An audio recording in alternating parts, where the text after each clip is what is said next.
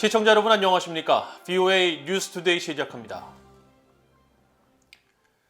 미국이 핵탄두 탑재가 가능한 전략폭격기 B-52H 넉 대를 태평양 괌에 전진 배치했습니다. 태평양 공군사령부는 전략폭격기의 타격 능력은 군사적 침략에 잠재적 이득과 가치가 없다는 것을 믿게 해준다고 밝혔는데, 미국의 이번 전략폭격기 배치는 새해 2단 미사일 발사로 무력 시위를 벌인 북한이 괌 타격이 가능한 중거리 탄도미사일까지 시험 발사한 이후 이뤄져 주목됩니다. 첫 소식 박동정 기자가 보도합니다. 미국 공군이 본토에 있던 장거리 핵 전략 폭격기 B-52 4대를 괌에 전진 배치하고 해당 사진을 공개했습니다. 미국의 대륙간 탄도미사일 ICBM, 전략 핵 추진 잠수함과 함께 3대 핵 전력 가운데 하나로 꼽히는 전략 폭격기는 핵탄두 순항 미사일 등을 탑재할 수 있습니다. 미국 태평양 공군사령부는 15일 이 같은 사실을 공개하면서 루이지애나의 바크스데일 공군기지 제96 폭탄 비행대대 소속 B-52 4대와 병력 220여 명은 폭격기 기동부대 임무 수행을 위해 괌 앤더슨 공군기지에 도착했다고 밝혔습니다. 전략폭격기의 괌 기지에 배치를 공개한 것은 올해 들어 처음입니다. 태평양 공군사령부는 16일 전략폭격기 괌 배치 목적에 대한 VOE의 질문에 괌에 도착한 병력은 인도태평양 사령부를 지원하는 동시에 연합작전 수행 환경에 익숙해지는 기회를 제공한다고 밝혔습니다. 이어 미국 태평양 공군사령부는 전략폭격기 B-52가 제공하는 치명적인 장거리 타격 능력은 주변 강대국에게 인도태평양 지역 군사적 침략에 대한 대가가 잠재적 이득의 가치가 없다고 믿게 만든다고 밝혔습니다. 또 B-52 폭격기의 괌 배치가 북한이나 중국 등 잠재적인 적의 억지력 향상에 어떤 도움을 주냐는 질문에 특정 국가 역량에 대해 말할 수 없다면서도 폭격기의 임무는 인도태평양 지역의 잠재적 위기나 도전에 대응하는 데 필요한 준비태세와 훈련을 강화하는 데 있다고 강조했습니다. 태평양 공군사령부는 그러면서 역사상 그 어느 때보다 다양하고 불확실한 세계 안보 환경에 대처하기 위한 우리 군의 신뢰를 보여준다면서 태평양 공군은 안정적이고 안전하면서도 효과적이며 준비된 억지력을 계속 제공할 것이라고 밝혔습니다. 미국의 B-52 괌 배치는 북한이 지난달 30일 괌 타격이 가능한 IRBM 중거리 탄도미사일 화성 12호를 시험 발사한 이후 이뤄졌습니다. 북한의 중거리 탄도미사일 발사는 지난 2017년 9월 이후 4년 4개월 만에 이뤄졌습니다. 한편 미국 태평양 공군은 인도태평양 지역의 안보와 안정에 대한 미국의 약속을 증명하기 위해 정기적으로 폭격기 기동부대 임무 작전을 수행한다고 밝혔습니다. VOA 뉴스 박동정입니다. 미국이 러시아의 우크라이나 침공에 대비해 전 세계 동맹국들의 단합된 대응을 촉구하고 있는 가운데 한국의 동참 여부에도 관심이 쏠리고 있습니다.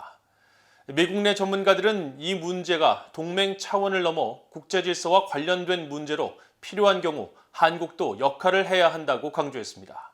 박형주 기자가 보도합니다. 국제사회의 최대 뇌관으로 떠오른 우크라이나 사태. 러시아는 우크라이나 국경지대의 일부 철군을 주장하고 있지만 미국의 조 바이든 대통령은 러시아 발표를 검증할 수 없다며 우크라이나 침공 시 국제사회가 강력하게 대응할 것이라고 거듭 경고했습니다. If Russia proceeds, we will rally the world to oppose its aggression. The United States and our allies and partners around the world are ready to impose powerful sanctions. 러시아가 우크라이나를 침공하면 유럽 동맹은 물론 다른 지역 동맹국과도 함께 대응할 것이라는 의지를 확인한 것입니다. 실제로 미국은 지난 12일 하와이에서 열린 미한일 3국 외교장관 회의에서도 이 문제를 논의함에 따라 향후 한국과 일본의 대응에 관심이 쏠리고 있습니다. 이와 관련해 제임스 줌월트 전 국무부 동아태 담당 부차관보는 바이든 행정부의 최대 목표는 강력한 경제 제재를 경고함으로써 러시아의 침공을 억제하는 것이라며 한국도 유럽, 일본 등 다른 동맹 파트너들과 함께 협력하길 원할 것이라고 말했습니다. So I think what the Biden administration would like to see from Korea and other partners and allies is agreement to proceed with very tough international sanctions on Russia should Russia in fact proceed invading Ukraine. There are challenges, but on the other hand, not participating also would have costs for Korea. I think the United States and other partners would be disappointed. 국무부 정책자문관을 지낸 로버트 매닝 애틀랜틱 카운실 선임연구원은 러시아가 우크라이나를 침공할 경우 바이든 행정부는 러시아에서 독일로 가는 노드 스트림 2 가스관 차단을 유럽 동맹들에게 압박하고 있다면서 한국에게도 이런 종류의 조치를 기대할 것이라고 진단했습니다. 그러면서 미국과 다양한 분야에서 국제 파트너십을 확대하고 있는 한국이 이 문제를 국제 질서와 관련된 문제로 접근해야 한다고 말했습니다. We have seen the U.S.-Korea alliance and turn into more of a global partnership. And in the case of the Ukraine, I think it should be viewed as a world order, a shared sense that it's not acceptable to change borders by force. 워싱턴 헤리티지 재단의 브루스 클링너 선임연구원은 이번 사안을 권위주의 강대국이 이웃 국가의 주권과 자유를 위협하는 국제적인 문제로 규정하면서 인권 등 중국 문제에 소극적이었던 한국이 이번엔 마음이 같은 민주주의 국가들과 서로 협력해야 한다고 지적했습니다. So far South Korea has tended to want to fly below the radar when it comes to confronting China. And Seoul may also want to try to fly under the radar with Russia, fearing economic costs. 미국 정부는 우크라이나 사태와 관련한 한국 측의 지원 요청 여부에 대해 공식적으로 밝힌 적은 없습니다. 하지만 앞서 존 커비 국방부 대변인은 한국이 지원한다면 우크라이나는 환영할 것이라면서 한국 동참에 대한 기대감을 밝혔습니다. VOA 뉴스 박형주입니다.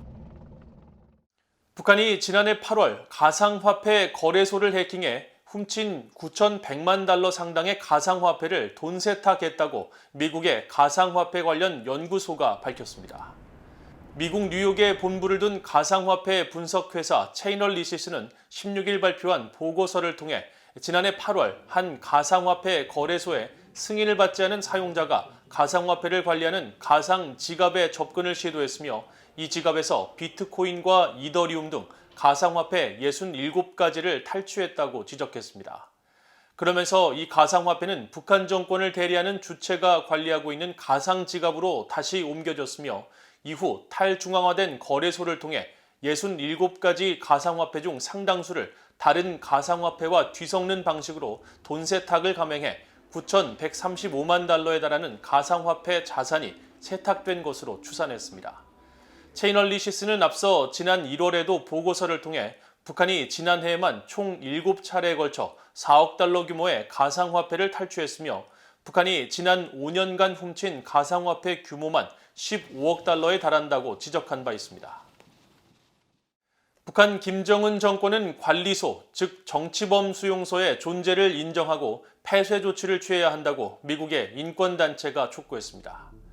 워싱턴의 북한 인권위원회는 14일 공개한 북한 14호 관리소 사람들, 영원히 침묵하는 자들이라는 제목의 동영상에서 위성으로 촬영한 14호 개천관리소를 3D 영상으로 자세히 보여주면서 15,000여 명이 수감된 것으로 알려진 이 관리소가 지난 7년 사이 일부 감시시설을 더 확충했다고 지적했습니다.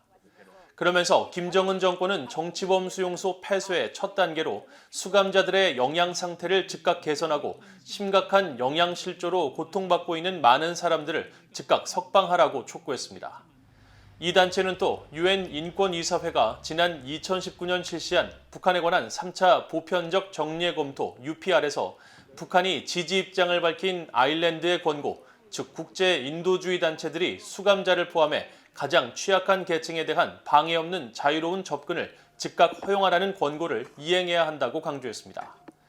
UN 북한인권조사위원회 COI는 앞서 최종 보고서에서 북한 정치범 수용소 4곳에 8만에서 12만 명의 정치범들이 수감돼 있으며 수감자들에게 가해지는 끔찍한 참상은 20세기 전체주의 국가의 수용소에서 벌어졌던 비극과 유사하다고 지적한 바 있습니다.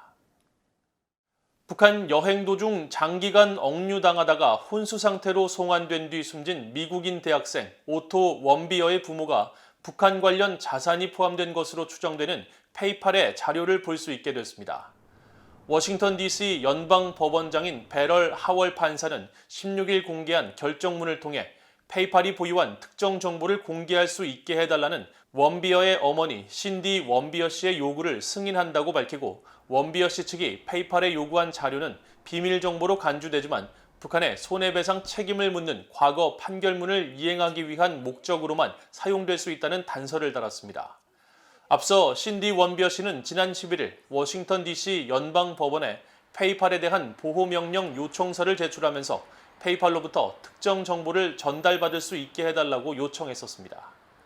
지난 2018년 4월 아들 오토 원비어가 북한 당국의 고문으로 사망했다며 워싱턴 DC 연방법원에 소송을 제기해 같은 해 12월 약 5억 달러의 승소 판결을 받았던 원비어 씨 부부는 북한 정부로부터 손해배상금을 회수하기 위해 전 세계에 흩어진 북한 자산을 계속 추적하고 있습니다. 이상으로 BOA 뉴스투데이를 모두 마칩니다. 시청해주신 여러분 고맙습니다.